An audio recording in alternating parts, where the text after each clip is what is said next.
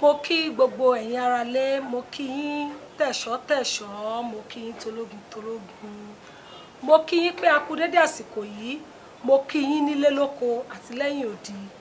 Mo kí yín pé ṣé ara ò le bí, ṣé dáadáa ni mo bá yín.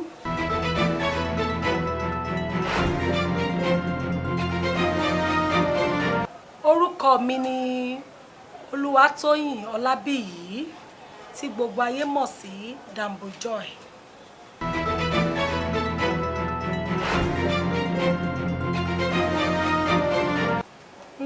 Danboljoy ó wáyé nígbà tí mò ń ṣiṣẹ́ káràkátà. So mo wá wò pé orúkọ wo mo fẹ́ máa jẹ́, mo fẹ́ establish. So orúkọ àwọn ọmọ mi ò ní orúkọ tí mò ń jẹ́.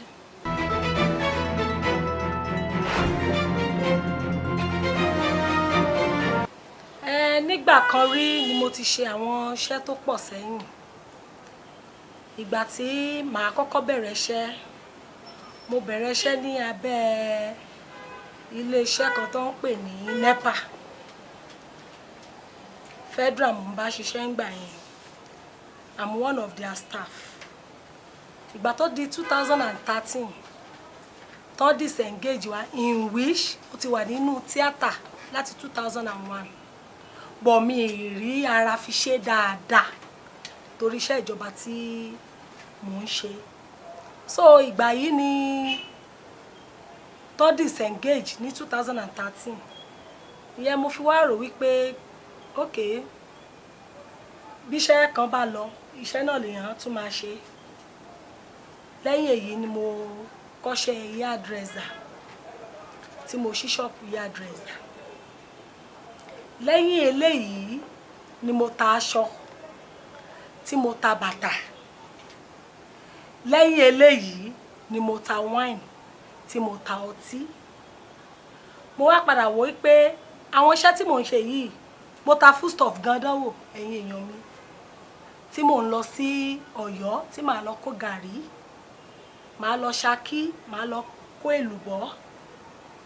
Ẹ̀yin èyí ni mo wá wò pé gbogbo iṣẹ́ tí mò ń ṣe yìí kò fi àǹfààní sílẹ̀ fún mi láti ṣe tíátà yìí bí mo ṣe fẹ́, bó ṣe wù mí. Àwọn ọmọ tá bá dẹ̀ tún fi sí ẹnu ibi iṣẹ́ yìí náà, àwọn náà tún kó owó mọ́ra ni. Mo fi wá wò pé mi ní láti waste àsìkò mi ju pé kí n kúkú fèsì eléyìí tí mo bá fẹ́ ṣe, kí n fèsì squarely. Ìyẹn mo fi wá fèsì iṣẹ́ tíátà. Mo wá wò pé iṣẹ́ wo ni mo lè máa ṣe láti ti fi máa gbá iṣẹ́ tíátà yìí nídìí. Mo wò pé ó yẹ kí n join crew. Ìyẹn mo fi yan costumier láàyò. Wípé tí wọ́n bá tiẹ̀ pè mí fún acting, wọ́n á pè mí fún costumier. Wọ́n dẹ̀ lè pè mí fún méjèèjì. So eléyìí tí mo wà nínú ẹ̀ lọ́wọ́lọ́wọ́ báyìí.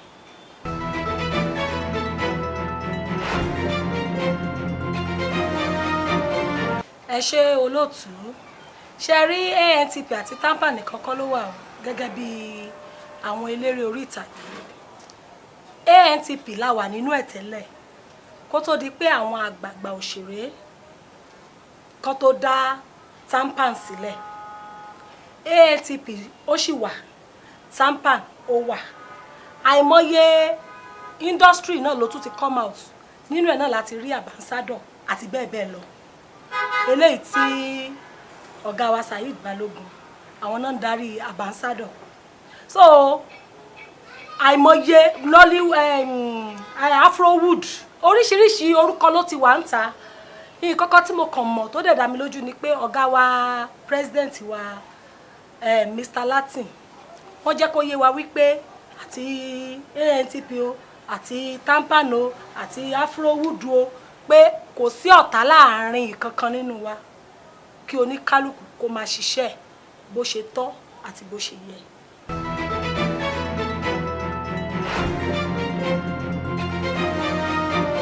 Inú ẹgbẹ́ TAMPA ni mo wà. Eléyìí tí ọ̀gá wa president wa Bọ́lájí Amúsàn tí wọ́n jẹ́ president fún wa, tí Yèyé Rose Odika tó dẹ̀ jẹ́ governor wa.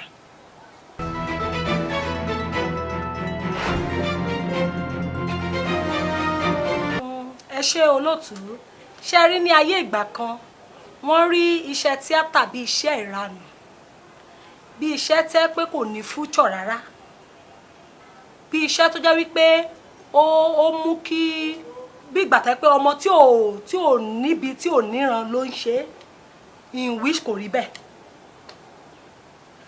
For example bàbá tó bí mi lọ́mọ bàbá mi máa ń sọ wípé tó bá fẹ́ tata àwọn ò sọ pé kó má tà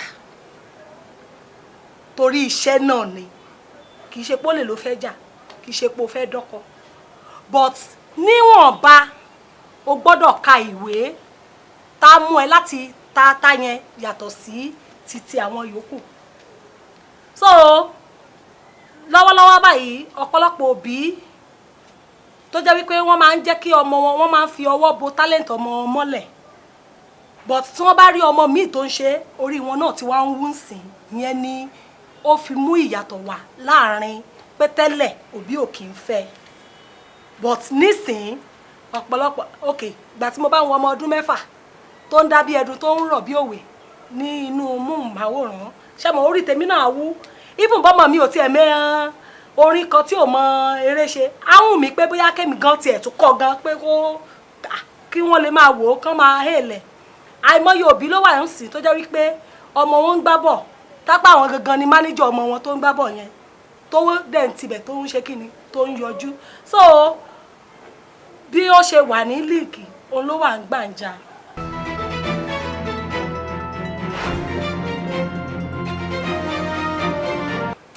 ní àwùjọ wa tí a bá wò dáadáa àwa eléré orí ìtàgé a dàbí àáfà a dàbí pásítọ̀ a dàbí wòlíì láwùjọ ni o nítorí tí wòlíì bá fẹ́ preach ẹ yí padà ìjọba ọ̀run kù sí dẹ̀dẹ̀ tí àáfà ó bá preach wọ́n á ní ẹ máa kírun déédéé ẹ máa ṣàṣàlátù yín déédéé táwa náà bá fẹ́ ṣe fíìmù jáde á jẹ́ kó yé yín pé ìwọ tó o bá ṣe nǹkan báyìí tí ò dáa ibi tí ó ẹ̀ǹdì sí fún ọ nù ṣe rí i pé oníwàásù jọ ni wá so a dàbí díngí tí ọmọ aráyé ń wò a dàbí oníwàásù fún gbogbo ènìyàn ni so iṣẹ́ ìránṣẹ́ kan làwa náà ń jẹ́.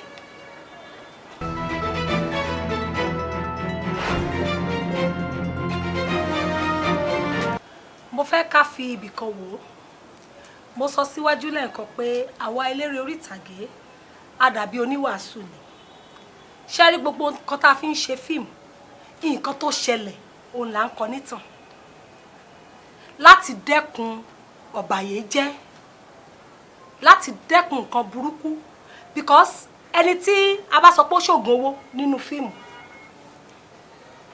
mi rò pé fíìmù kan narrate wípé irú ẹni yẹn ó succeed for life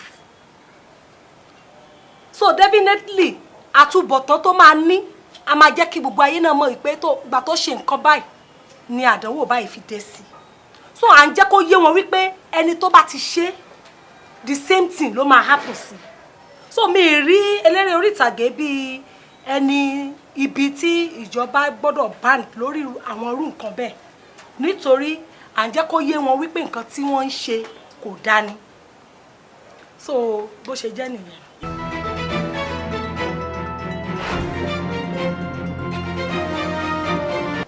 mo fi àsìkò yìí bẹ ìjọba láti national títí tó fi dé state tó fi wá dé local government wípé ẹ jẹ́ ká rí àwa eléré orí ìtàgé ẹ rí wa bíi ènìyàn yí pàtàkì tó ń gbìyànjú láti fi ìdẹ́kun dé bá àwọn ìwà tí ò dáa láwùjọ pàápàá jùlọ bíi rapist bíi ritualist àwọn ìwà tí ò tọ̀nà ẹ̀yẹ wo oríṣiríṣi nǹkan tá àwọn yahoo nǹkan kan gbogbo àwọn nǹkan yìí láti fi ṣeré ní ọ̀pọ̀ ọdún sẹ́yìn kó tiẹ̀ tó di pé ó wá rampart báyìí òun láti fi ṣeré láti jẹ́ kí òbí gbogbo òbí kó mójútó ọmọ tí wọ́n bá bí mo dẹ̀ fi eléyìí ṣe àdúrà wípé lágbára lọ́wọ́ Ọlọ́run agbára wa yóò ká nǹkan tá a bá ní o.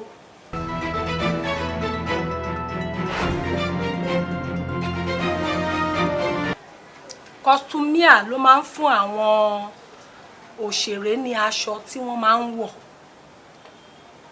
Irú tí a bá wà ní tó bá jẹ́ pé modern ní ìsìn, ọ̀pọ̀lọpọ̀ ló máa ń kaṣọ wọn wá, she get, but irú a ní àwọn special costume bíi kí ara ẹni tó fẹ́ kó pàtì ọlọ́pàá, tó fẹ́ kó pàtì adájọ́ àti bẹ́ẹ̀ lọ. So wọn lè mú wá láti ilé wọn, costume ló máa costume fún wọn. Tó bá jẹ́ ti village ni, ibẹ̀ láti máa ń rí ọba, láti máa ń rí joyè, láti ń rí iwin, láti ń rí oríṣiríṣi àwọn part tí àwọn èèyàn wá ń kó. Costume ló máa kó aṣọ wá láti costume wọn kó fi rí gẹ́gẹ́ bí wọ́n ṣe fẹ́.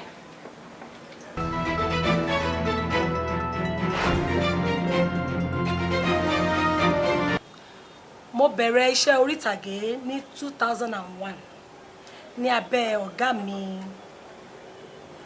bàbá Adẹ́rùpọ̀kọ̀ Káyọ̀dé Ọláìyá. So ìgbà tí mo gba òmìnira tí mo bẹ̀rẹ̀ sí ní dáṣẹ́ tèmi ṣe, mo bẹ̀rẹ̀ iṣẹ́ costume ń sìn kò tí ì ju bí 2 years lọ.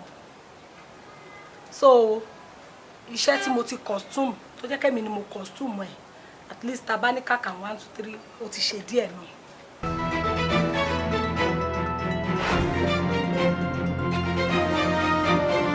Ìpèníjà pọ̀ dáadáa, but nǹkan téèyàn bá ní passion fún ó yàtọ̀ sí nǹkan tí wọ́n bá tìyàn sí tàbí wọ́n pọ́n ní dandan fún yàn láti ṣe.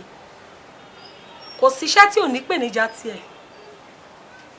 Ṣé ẹ lọ sí oko iṣẹ́, ó yẹ kí iṣẹ́ kàn yín, iṣẹ́ ò kàn yín láàrin ọjọ́ méjì. Ibi tẹ́ ẹ sùn kò dàbí ilé, oúnjẹ tẹ́ ẹ jẹ kò lọ déédé. So oríṣiríṣi ìpèníjà ló máa ń wà, but torí pé iṣẹ́ téèyàn nífẹ̀ẹ́ sí, ṣé mọ̀, èèyàn ò ní fojú wo ìpèníjà tó wà ńbẹ̀ bí kò ṣe pé kéèyàn máa rawọ́ ẹ̀bẹ̀ sí Olódùmarè pé kó dé ìgbìyànjú èèyàn ládé láti jẹ́ kí ẹnu èèyàn náà tọrọ láwùjọ. So ìpèníjà wà dáadáa, but olúwa èèyàn kò tí ì kọjá agbára Ọlọ́run mú wa borí.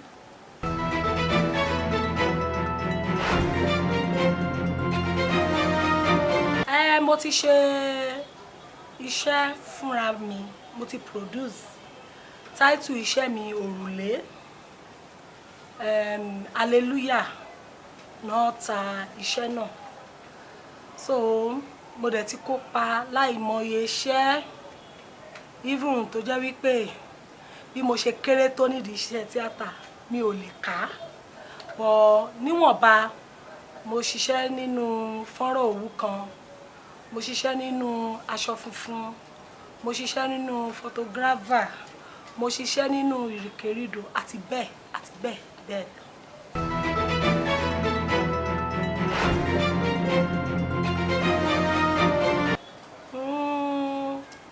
Ó máa dára torí wípé tí alágbẹ̀dẹ bá ń lurin lójú kan ni ó fẹ́ mú nǹkan kan jáde ńbẹ̀. Gbogbo iṣẹ́ téèyàn bá ti ń ṣe tó dẹ̀ ń fi tagbára ṣe, tó dẹ̀ ń bẹ Olódùmarè lórí ẹ̀, èso gidi náà gbọ́dọ̀ tibẹ̀ jáde. So mo nígbàgbọ́ wípé ọ̀la mi ó sì máa dára nínú iṣẹ́ eré orí ìtàgé.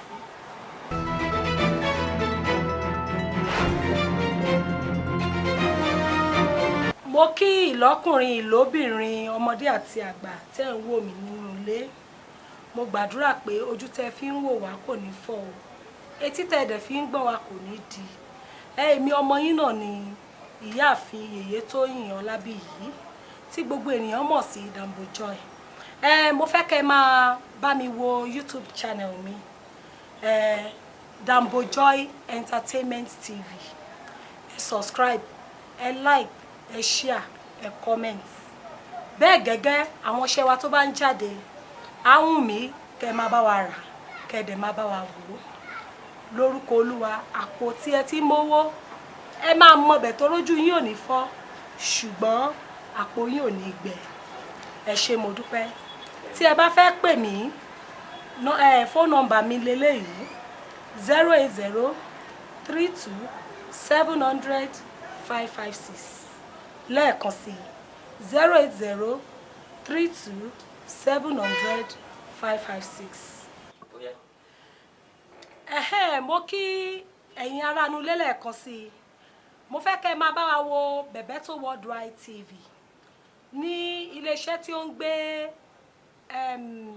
iṣẹ́ oríran mi ni mò ń ṣe jáde, tí wọ́n dẹ̀ ń gbé àwọn òṣèré lọ́kànjọ̀kan wá sí orí ètò. Mo fẹ́ kẹ́ share ẹ̀, kẹ́ comment, kẹ́ like. Ẹ ṣé àdúpẹ́. God bless you.